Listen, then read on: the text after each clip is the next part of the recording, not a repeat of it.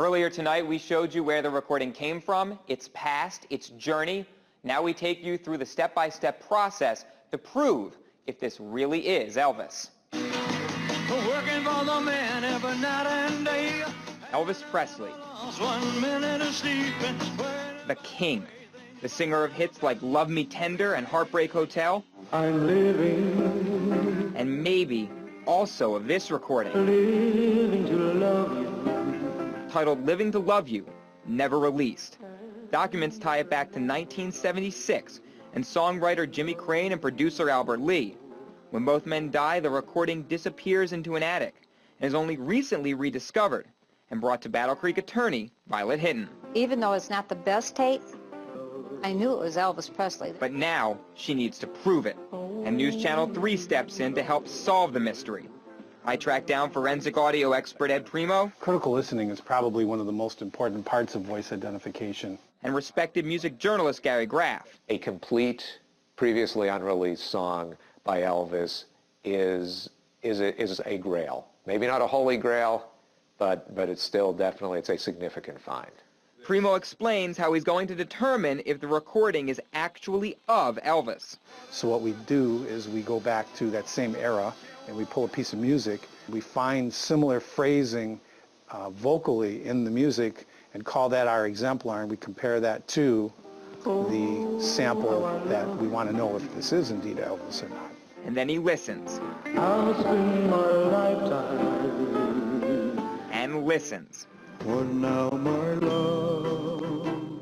And listens. I'll remember you. To Living to Love You.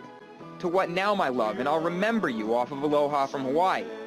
He analyzes the audio spectrum, watches the waveforms bounce, and eventually, the veteran witness from dozens of court cases delivers his verdict. Putting you under oath, is that Elvis? What would you say? Yes, it's Elvis Presley. There's no doubt in my mind. Tonality, vibrato, phrasing, the spectrum, all a match. But we take it one note further. Check out the audio from a known Elvis song and our suspected Elvis song. You can see how closely they match.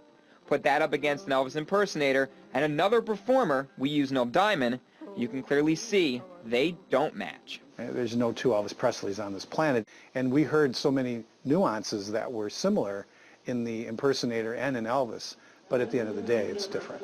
Ed Primeau is one of the leaders in his field. His word carries a substantial amount of weight. Enough weight for Graff to also believe this is Elvis.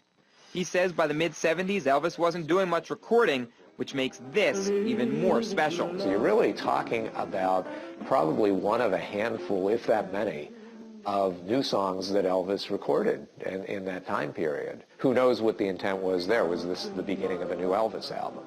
You know, was he starting to look for material? What you've discovered here is an update to an estate that has been quiet for a long time. There's going to be a lot of commercial possibilities. I went back to attorney Violet Hinton with the news. Forensic audio guy listened to it, says that it's Elvis. I knew it. I just knew it. I knew the first time I heard it, it was really Elvis. She hopes this starts the ball rolling for her clients, producer Albert Lee's family. I'm hoping that this gets enough notoriety that the people I've been trying to reach, well, actually, I'll be able to get through to now. And eventually make it so other Elvis fans worldwide can enjoy the King's newest song too. I'll spend my lifetime living just to love you more and more.